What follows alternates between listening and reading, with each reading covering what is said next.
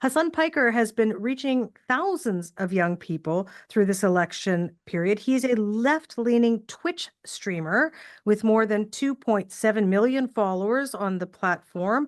Hasan, I think that 300,000 people are with you now. Is that right? That's right. There's currently 300,000 people watching the live stream and listening to CBC Radio Election Night.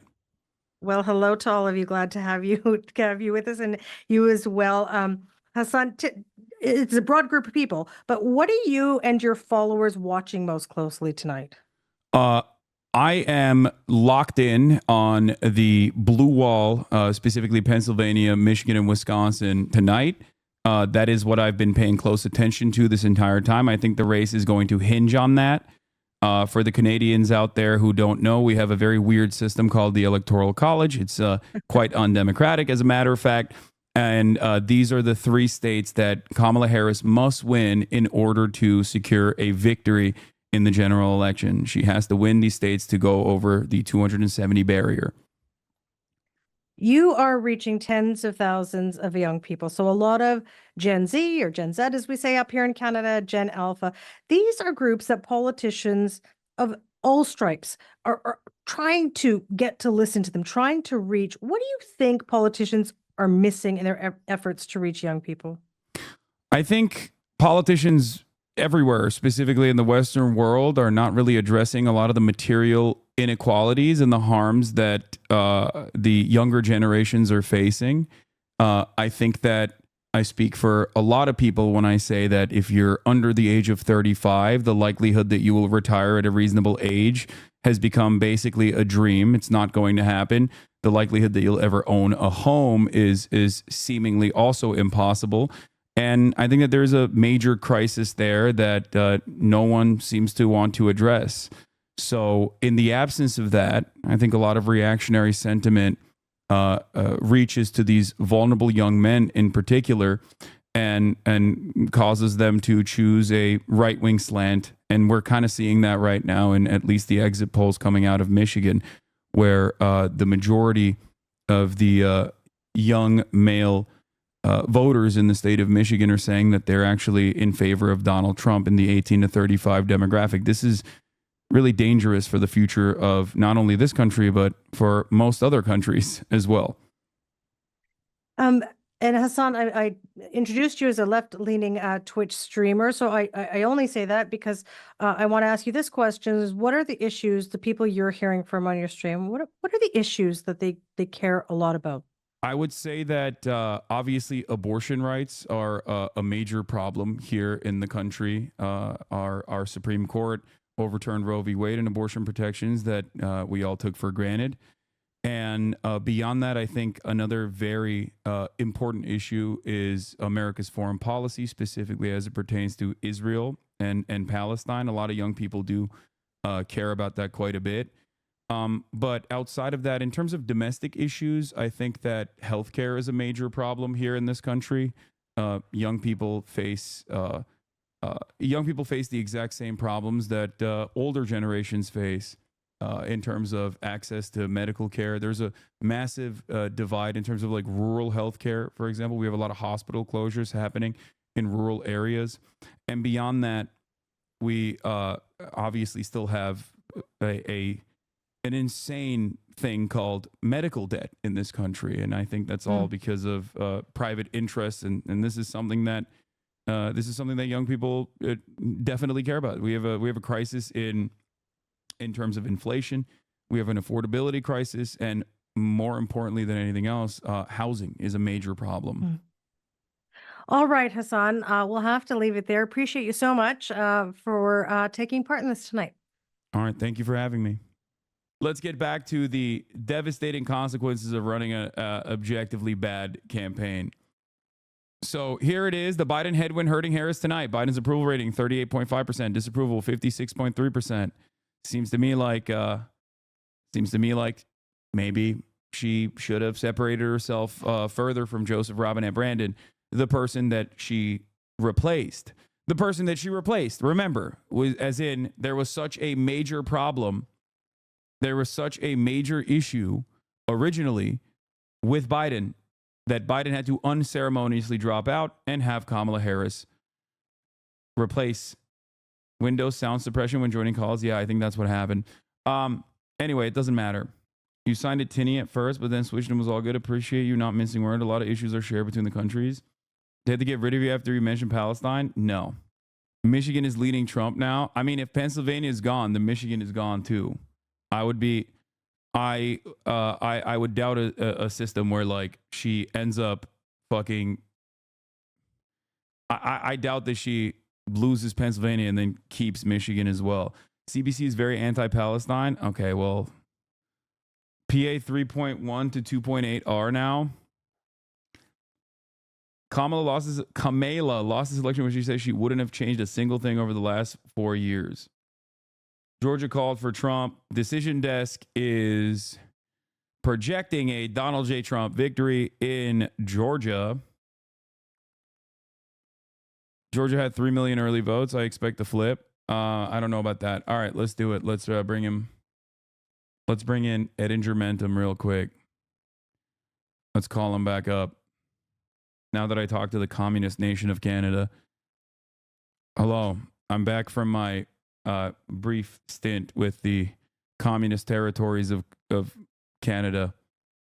Yeah, let me check what Georgia is, but the story here is very simple in Georgia, and you can say everybody say hello to Bobby in the background. That's my dog. She's a sweetheart. But what happened in Georgia is very similar to 2022 with the Warnock race, but in one direction. We see in the state that Trump made gains in the rural areas, like Herschel Walker did.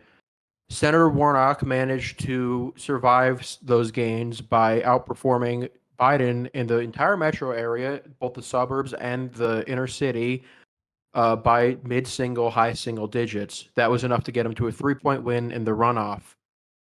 Kamala Harris, her margins in the metro area would have been enough for her to carry the state if she did not lose ground in the rural Georgia. If she did not lose ground across the state other than Atlanta. She lost ground in essentially everywhere in South Georgia, south of Atlanta. She was inconsistent in North Georgia, and I don't think that she is going to, did all that well in the small cities. It was a death by 1,000 cuts. It looks similar in North Carolina here. To the extent she has a path, it's by doing what she failed to do in Georgia and North Carolina, although I will say that these states are not called yet, where she's able to counteract Republican swings in rural Pennsylvania, Michigan, and seems to be Wisconsin, although only one county is done, and it's a Native American county. It was a small swing. I have a question for you real quick. Yeah. So Kamala Harris's method of suburban turnout was a demonstrable fucking failure in Georgia. Absolutely. An unimaginable failure. So the reason why, I mean, I don't want to do the I told you so route in this situation, not to you in particular. We should. But we can do the I told you so route because we did. I was trying to be bullish on her. I fundamentally believed in the world of 2022. I believe in the world where Americans, given a generic Democrat, would choose them over Trump. We've seen that time and time again. We saw that in 2022. Democrats had the best midterm election since the Great Depression. But you can't fucking force it with your ideological, centrist, center-right, neocon preferences. You can't force this interventionist bullshit ideology down people's throats. You have to meet them where they are. You have to run somebody people see as a capable, charismatic leader. You can't be trying to fucking convince them to bring back the Iraq War era. They rejected that in 2008. You won off of a platform that said that we should spend money at home and not overseas. You get elected 12 years later off of a platform where you're saying we're going to create an interventionism of foreign policy for the middle class.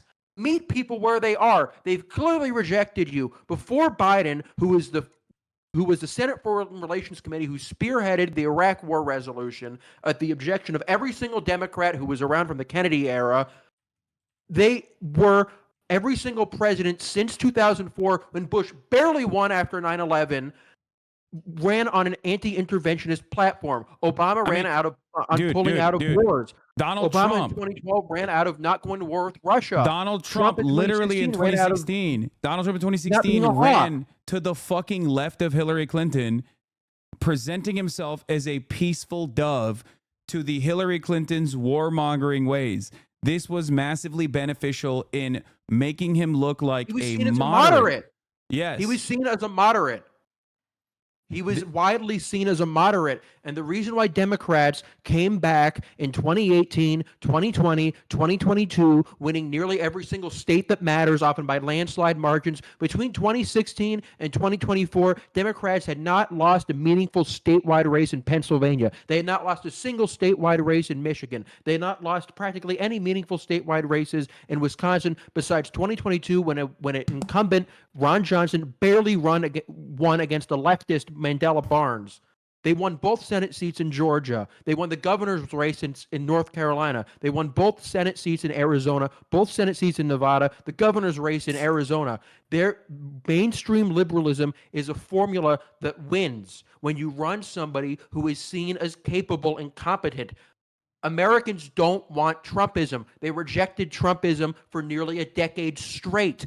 But you can't beat Trumpism when you try to force these hated D.C. Washington swamp psychos with negative 20 favorable and approval ratings down their throats because it's what you want. Because it's what they want. They want this center-right, Dick Cheney, Liz Cheney foreign policy. They want these wars overseas. They want this support for Israel. They want endless war everywhere. They want these endless commitments. They want American hegemony as the sole purpose of the American state. It's an ideology that has been rejected time and time and time again. And they can't get over it. And they're throwing us all off into the fucking abyss because they can't get over it.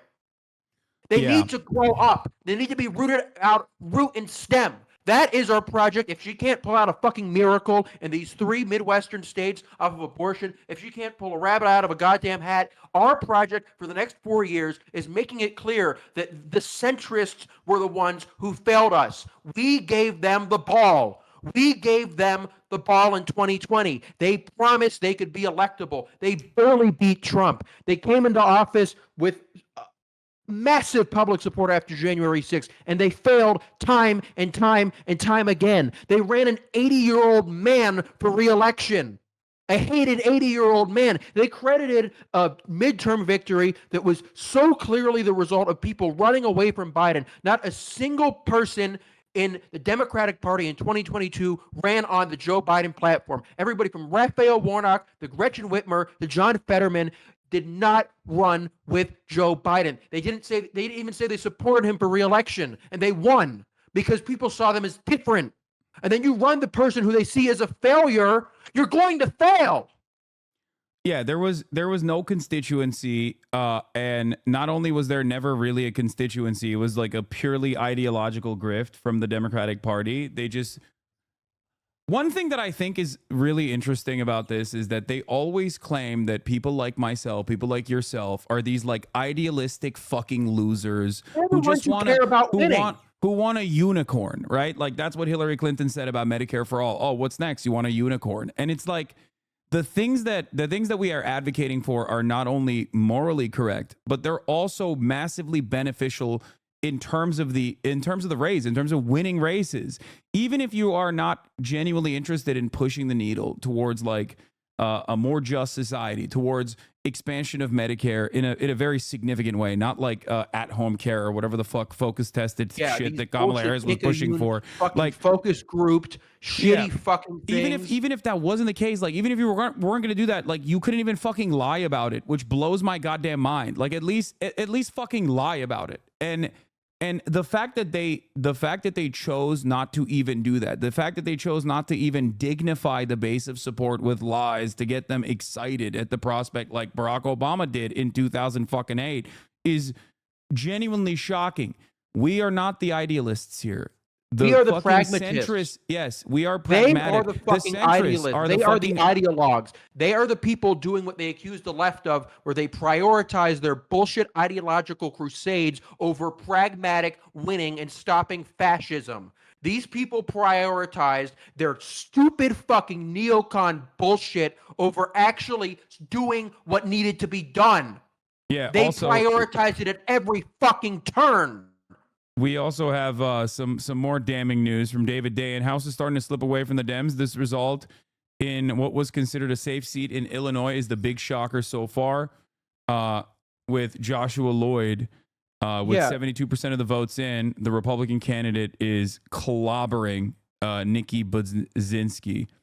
Yeah, even the hope that existed under Biden that there would be some degree of separation between a generic liberal, someone like Bob Casey or Tammy Baldwin or any of these House members who won in 2022, they would be like separated from the Biden administration, something that made sense in theory, did not work in this high turnout electorate. When you have these low information voters, these low engagement voters, the kinds of voters who only show up every 4 years for presidential races and don't show up in special elections and runoffs and all these other races, when you have these voters showing up here, they just see the Democrat on the ticket as one and the same with this administration that they despise. Yeah, but listen, you want to know what the silver lining in all of this is? Kamala Harris wanted to appoint a Republican to her cabinet, and honestly, now it's going to be all Republicans, and it seems like Democrats love that shit. So yeah, they'll be fine. You're happy. You wanted Liz Cheney running the CIA. You're going to get more than enough of that.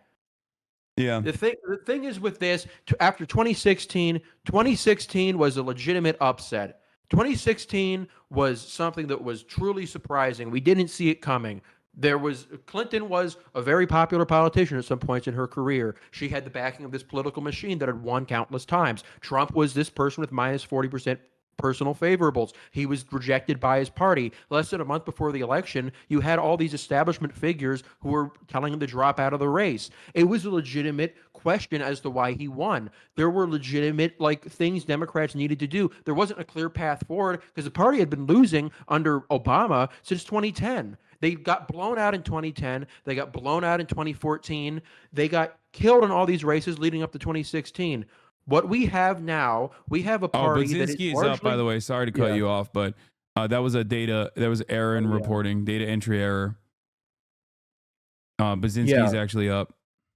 Yeah, but the thing is, the difference between this and 2016 and she won. is that after 2016, reasonable people could disagree on what the proper path forward is. Centrists had a legitimate case that they had a perfectly viable, even the most viable ideology electorally, and that they had just been they just happened to run this person who was corrupt and personally unpopular, and it fucked them. Biden. It doesn't make any sense. Biden, Kamala Harris would not be running for Kamala Harris would not be the presidential candidate right now if Joseph Robinette Brandon was not so unimaginably unpopular that he had to do the unceremonious, unique thing of dropping the fuck out. Why the fuck would you spend any of your truncated campaign running towards the fucking unpopular person? Why would you keep that unpopular person's own? Why would you keep his campaign? Why would you keep his campaign? Why would you run towards him? Why would you consistently say you are going to be just like him? But they sacrificed our future on the altar of their fucking petulant, childish fetish towards Joe Biden. They sacrificed a clear path towards winning that we've seen be successful time and time and time again because they didn't want to admit that they did something wrong, even when the signs were clear every single step of the way. They were children. They were childish. They chose their feelings over what could have been done to easily be successful. People don't like Donald Trump. They've never liked Donald Trump. There's not been a single moment of this man's career that he has ever had personal positive favorability. That has never been the case for any national politician of his length of his career before. But he's probably going to be a two-term president because they insist on their fucking ideological centrist bullshit. There's still people in the chat going, bro, shut the fuck up. Joe beat Trump when no one else could in 2020. 42,000 votes, by the way. 4.5 during COVID. 42,000 votes over Donald Trump, who got COVID literally a week before, the Comey letter. When COVID was the top of mind, number one priority, Donald Trump literally got COVID right before the fucking election. He beat him by 40,000 votes. He beat him by 42,000 votes. During a generational public health crisis. Yeah, no, it is unimaginably infuriating to watch the Democrats throw so fucking consistently and so aggressively. And I know for a fact tomorrow's headlines are going to be that like those stinky Muslim Arabs didn't fucking vote for the Democratic Party. Are you happy now? How many of you voted for Jill Stein or whatever? She's getting the fuck? less than 1%. Yeah. I know. They're gonna get. I think that in the aftermath of this, like depolarization of racial boundaries, Democrats are gonna run an increasingly more racist campaign than the one that they ran this time around. If they don't get their fucking act in order, if they continue along the same trajectory, they will somehow, in the eve of the Republican Party's collapse, literally offer them permanent victory. Like the Republican Party is supposed to be collapsing in the aftermath of Roe v. Wade, in the aftermath of Trumpism. And they did. They did collapse. The Democratic Party is a machine, and the Democratic Party as a party is not unpopular. It's just that the leadership decisions being made from the campaign has been objectively unpopular. Every single time I asked myself and I asked this community, who is this for? Whenever Kamala Harris came out and said, oh, I'm going to do a $50,000 tax cut for small businesses. I'm a small business. My mother was a small business. I'm a transnational gang and I will prosecute them. I was like, who's this for? I'm from a middle-class family. Yeah, I'm from a middle-class family. Isn't that amazing? I said, who's this for? Who is this for? Is that for you? No? Then stop imagining that it's actually for someone else. It's just objectively bad fucking messaging. Okay? Yeah, and you know what? We saw politicians in this race who were unconnected from the Biden administration. We have Ruben Gallego running against Kerry Lake, who's essentially a Trump clone. He's up by 7 points. We're probably going to see Jackie Rosen in Nevada win. She's not even a fucking leftist. She's a Zionist. She's insanely Zionist. We have Sherrod Brown in Ohio, who's outrunning her by God knows how much. We have like even the shitty CIA politician who's running for Senate in Michigan is outrunning her. The two incumbents in Pennsylvania and Michigan are outrunning her. There's a constituency here who are perfectly willing to vote for Democrats. They just don't want to vote for an administration that they've seen as a failure since the fall of Kabul. And like people will fucking like Hillary, they'll crucify me for saying this, but like I don't entirely blame them. I get it. Biden looked inept. Kamala Harris is an inexperienced politician. She's only been in elected office since 2016 nationally. She's won 2 races against Republicans, one of which was in California that she nearly lost. She did nothing during her vice presidency. She was connected to Biden's biggest failures. When she ran for president, there was a moment of excitement that she could break from him, that she could represent something new, maybe a more that moment of excitement came with almost $1 billion in fundraising from small donors, and they literally looked at that and were like, all right, we're good now. Yeah, I don't get why they picked fucking Walz. What was the point of that? Why'd you do that? Exactly. Remember when the vice presidential debate was happening, or even leading up to that, when they objectively moved to a attack to the center, attack to the right strategy, as they always do. Yeah. I said, why the fuck didn't you pick Josh Shapiro? He would have been better. He would have been better than Tim Walz. If you were going to go to the center, then yeah, go with the conservative governor from the state of Pennsylvania. You get a 2-point bump regardless, because he's the governor of the fucking state that you have to win. And on top of that, consistent. He loves Israel. He was a former IDF member. He loves charter schools. Yeah. He's not like he doesn't have any. More importantly, he would have been a better communicator. He could have done the fucking Barack Obama thing that he does all the time. And he would have been a better communicator of like the tepid neoliberalism of Kamala Harris.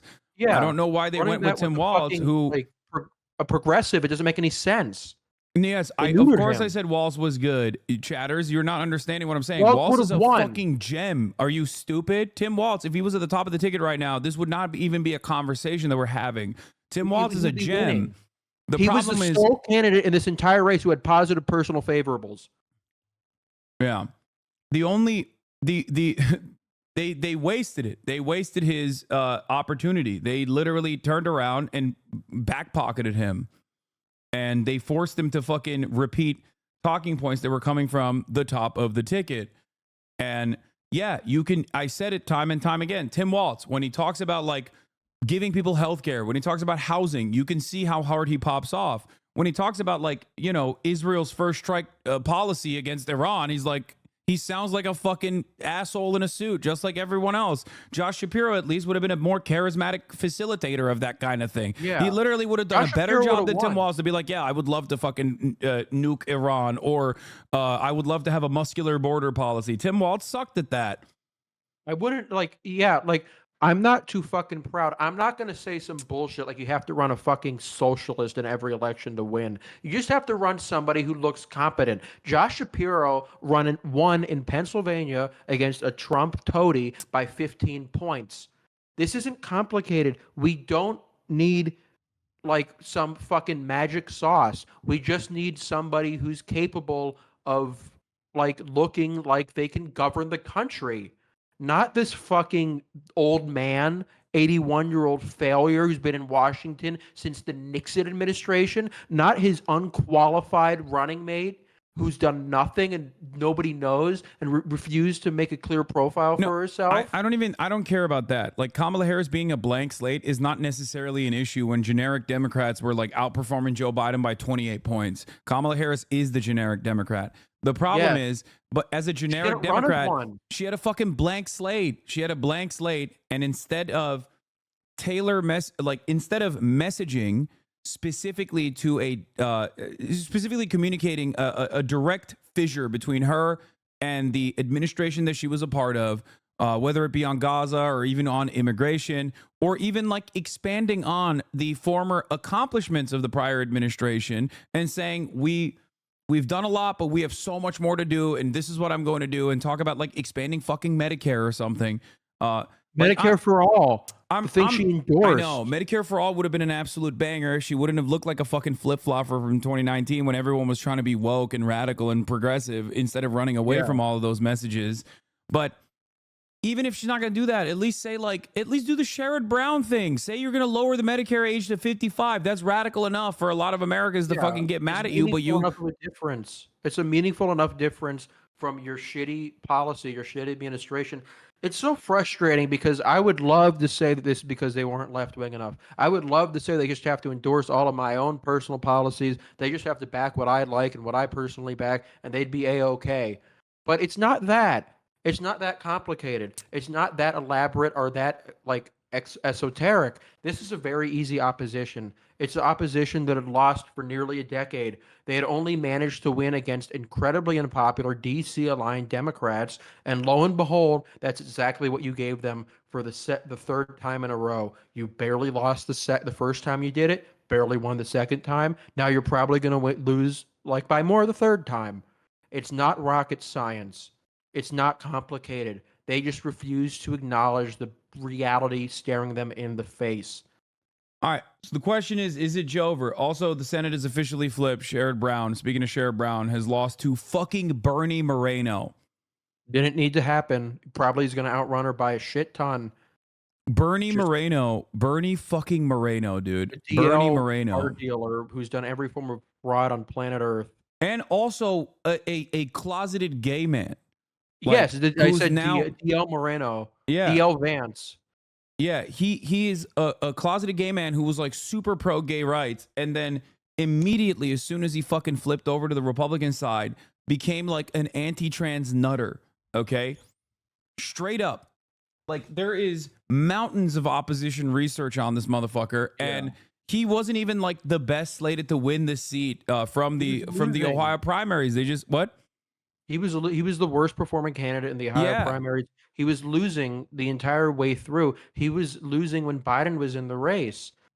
I mean, like, certainly the polling was probably wrong there. It was probably the case that the polls were only reaching a group of voters who were more likely to be ticket splitters, and they missed the low information voters who only turn out during presidential races, who only vote party line. That was what happened in 2020 to a degree, although it didn't cost them everything. It very nearly did. So polling has a bit of an issue here. Polling really did show this degree of Democratic strength against Kamala that either wasn't the case or that the candidate at the top of the ballot being connected to the administration just fucked them up. The question now at this point is if Baldwin and Casey can win. That's not a guarantee. and we need them. Like at this point, it's like, are Democrats in a position to maybe like possibly win back the Senate in 2026?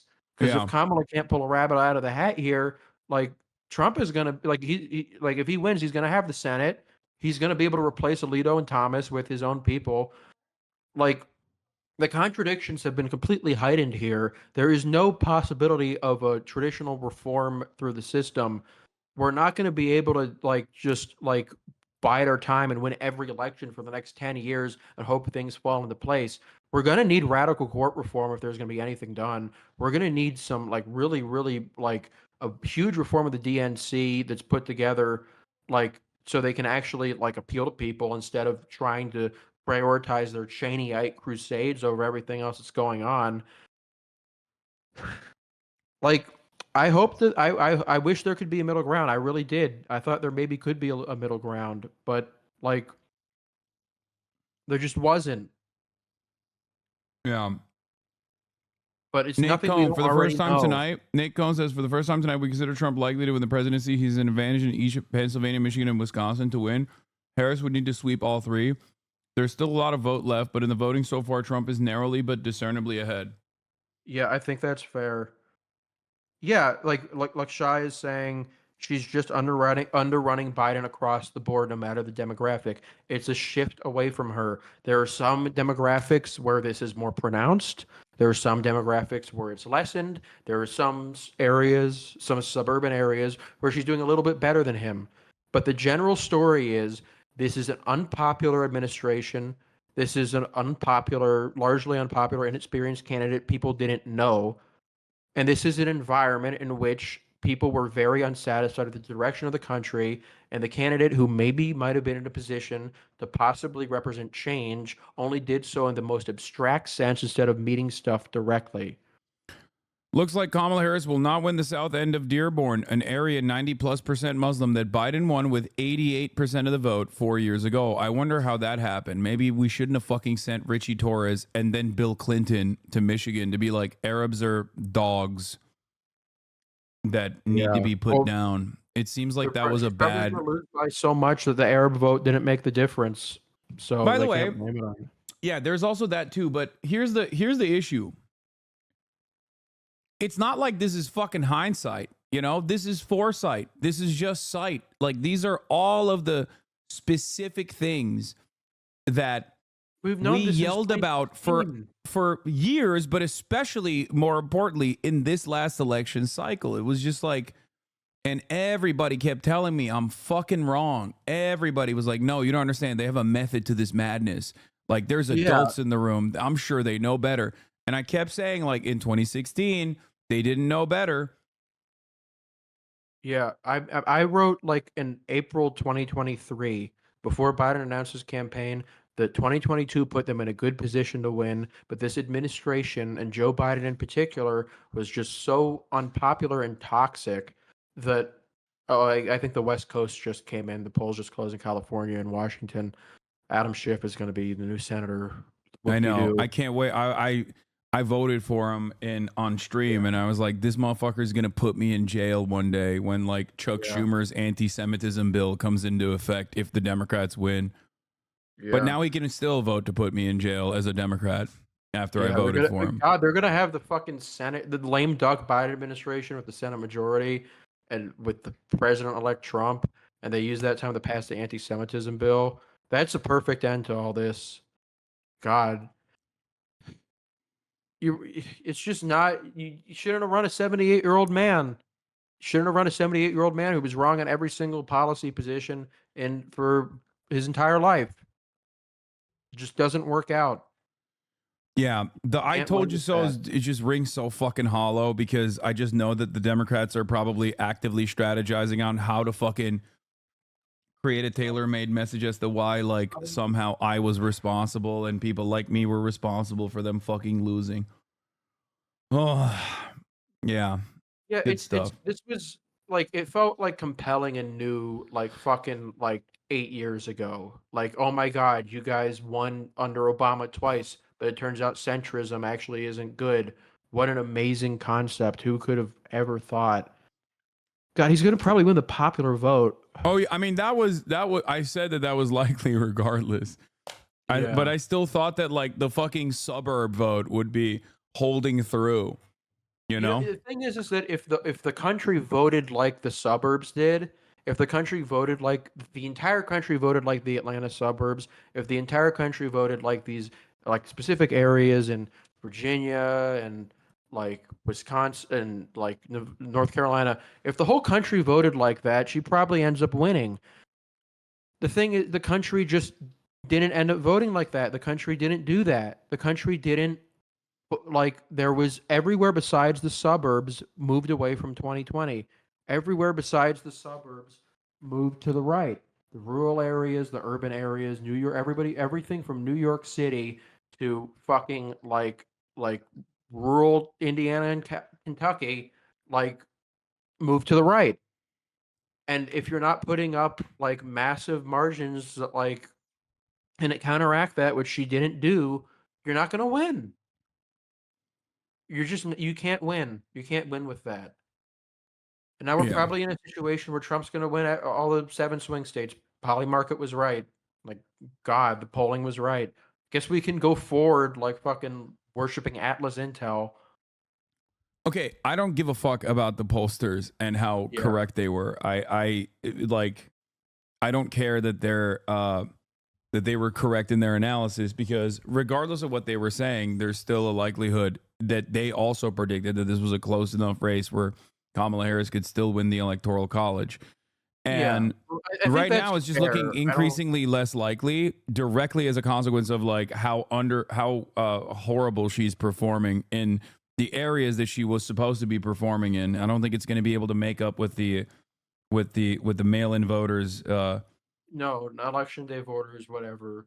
Like it's death by 1,000 cuts.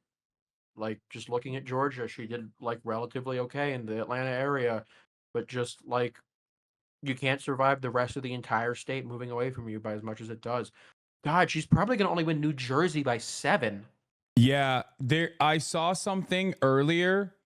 Oh, this is it. This is the one.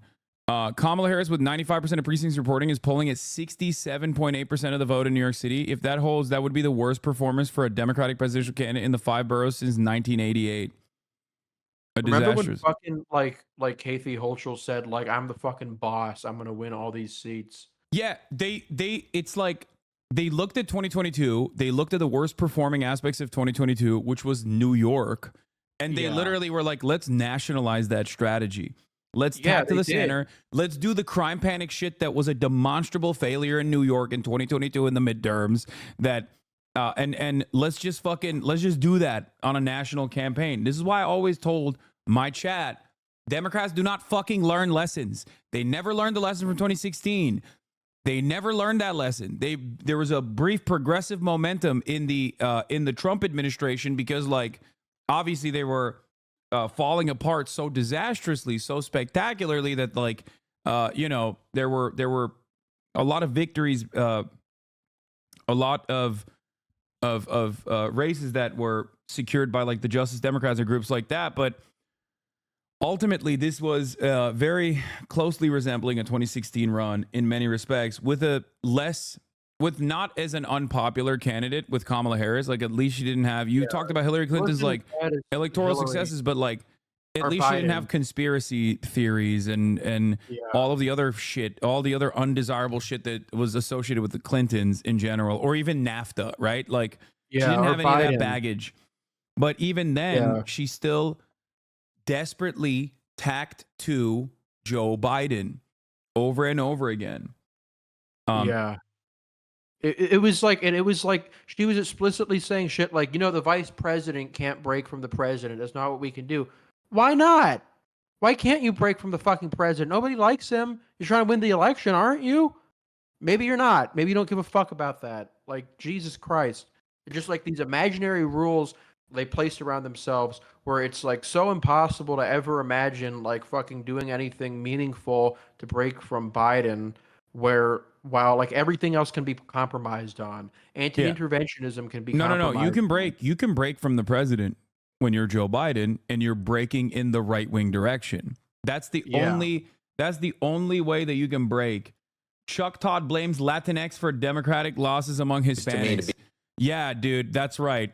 There was not a single fucking campaign message that had Latinx on it. Shut the fuck up, Joe Biden dumbass. hasn't said Latinx since 2020. Yes, Joe Biden ended this fucking woke shit, like, literally. He's 800 years old. He's barely stopping himself from saying fucking slurs, okay? There was no identity politics anywhere in this fucking campaign. Yeah, even she though never the media talked about how she would be the first woman president. They praised Kamala Harris for breaking from identity politics. I praise Kamala Harris for not doing that. It was smart. It was a smart thing to do. It was the consensus. This was the consensus. The consensus was that, like, this is a right-wing slant. They're doing it already. They're like, oh, the Democrats were too woke. That's why they lost. They need to be more fascist. Yeah, see, this is what I hate. This is what I hate. And I wrote about this. I wrote 2 articles at the end of the election. I wrote an explanation for why Trump loses. I wrote an explanation for why Kamala loses, and I blamed it mostly on Biden. Every time there's a result, people always say shit like this. If Kamala won, they would have been saying shit like, oh, she won because she broke from wokeism and she was so fucking smart to do that. But now that she loses, like, fucking, like, it's because she was too woke. You can't win. You can't fucking win. We did what you guys wanted to do since 2020. This is where it gets us. You're not that fucking smart. Look, they're doing it. Open letter to Democrats. Spending 4 years defending trans issues was a huge loser. Oh my God. I'm going to lose my fucking mind. They're so dumb. Everyone is so fucking stupid. They didn't defend it. No, the Democratic Party is literally the same as the Republican Party on this issue, where you know how the Republicans say, like, oh, what's the solution to gun violence? More guns, more of the same problem. The Democrats look at the problem where they do not actually have a competitive race where they showcase any sort of polarization from the Republicans. They literally run towards the Republicans. They want to hug and kiss them. And then they turn around and go, you know what was the problem? We didn't go right enough. Yeah, that's the only fucking conclusion they can come to. Like, the shit, like, saying up to 2024, you had it so there was not a single Republican who ran on trans panic that did well. You had fucking Andy Beshear in Kentucky who ran on saying that these Republicans are bullying the most popular children. governor in the country. Yeah, Andy Beshear, who they passed on, like, whatever. I don't even know what point I'm making there. But Andy Beshear in Kentucky, like, he said they're bullying children. They're bullying children. That's what they're doing. And I'm not going to do that. I'm not playing your games. Tim Walz, also very popular, also pro-trans. Yeah. It does not fucking matter. The trans panic shit does not track. It doesn't fucking matter. All you're doing is exposing yourself when you talk about shit like this. All you're doing is exposing yourself as someone who really cares about it, okay? The Democrats did not run a fucking pro-trans campaign. What the fuck are we talking about? They literally were beating the Republicans by 16 points. They made tweets saying that Trump was more pro-trans than them. Yeah. And they were still beating the Republicans by 16 points on that because the Republicans were fucking constantly clobbering on the trans issues when no one gives a fuck. No one gives a fuck. Stop fucking hyper-focusing on shit that Republicans are putting in front of you. Please. Like, they are so motivated by... Trans shit is the reason why you were competitive in this race. You lost because you wouldn't break away from your fucking comfort character. Yeah, it's just... I mean, it's not just Joe Biden. It's not just Joe Biden. It's like, I think Kamala Harris is a fucking adult. I think she is a human being who is 60 fucking years old. Like... She is. I cannot, in good conscience, say that it's just because of Joe Biden. I think Kamala Harris had the worst fucking political instincts.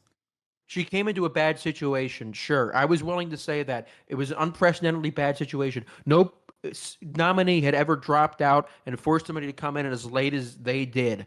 But you know what? Nobody forced her to run. You could have had an open convention where fucking any number of your fucking glup shittos could have gotten the nomination and would have probably done really well. There were polls that had Josh Shapiro up by 10 points in Pennsylvania. Governor Whitmer in Michigan was winning by 5-7 points in Michigan. All these are states that she's probably going to lose. She was the one who made the party consolidate around her. She's the one who prioritized her own fucking ambitions over, like, actually beating this shit. We have to compromise for them on the most bullshit things while they can fucking throw whatever our priorities are out the window. Yeah. And by the way, our priorities are not just our priorities. Like, is not when I advocate for Medicare for all, I'm not just doing it because like I'm selfishly wanting healthcare for myself. Yeah. Like I think it's also a very popular policy. That's Yeah, why I'm advocating for it. And it plays well. It polls incredibly fucking well. It's just so goddamn frustrating that they refuse to do this shit. Anyway, here's what NBC anchor just noticed. A memo from the Harris campaign is almost verbatim what Hillary Clinton's 2016 campaign had sent, urging panic against. We're focused on the blue wall, which is here. I'm going to read it now. In Pennsylvania, we overperformed turnout expectations of Philly and overperformed our early vote expectations of Bucks County. We don't have election day results from Philadelphia, but we do know that we overperformed turnout expectations there and have seen especially high turnout in places with large non-white and student populations. You did not deserve those votes. You got them regardless. You got them in spite of your campaign, for the record. Anyway, you got them because those people were anti-Trump and they wanted to punish Trump for abortion restrictions. Yeah. Anyway, let's move on from that. But regardless. You want to know what? I'm going to go into some deep lore. You guys ever, like any of you people who, like me, live in a swing state, one of these 7 fucking states where they spend all their money, you guys probably saw some ads by a firm named Future Forward. This was the dominant ad, not just in the Democratic messaging world, but in the entire Democratic Party. What they said went as practically gospel for everything that they did. They had $600 million, largely from venture capitalist firms. And they were run by a firm named Blue Rose Politics, run by a man named David Shore. David Shore is somebody who, in early 2021, said he would rather live in a world where the global climate increased by 4 points Celsius than one where China was a global hegemon. He's a center-rightist, and his message to the entire party was that if they didn't do exactly what he said and brought back Clintonism, that they would lose Trump would win the election with 60 seats. Then 2022 happens. He's proven completely wrong. Democrats gain seats. They lose only 1 swing state and by a narrow margin. But instead of throwing this guy out for getting practically everything wrong his entire career, writing shit that is used as a justification for every single anti-trans bill that is passed in the United States, being ostensibly cited by the American Principles Project, which were the people that pushed the anti-trans panic for years, they put him in charge of the largest super PAC in the United States. He was the person who was running this campaign. This is his fault. He is who was too clever by half and threw us all in the fucking abyss because they cared more about being center-right than winning. They would rather have a right-wing Democratic Party than a Democratic Party in power.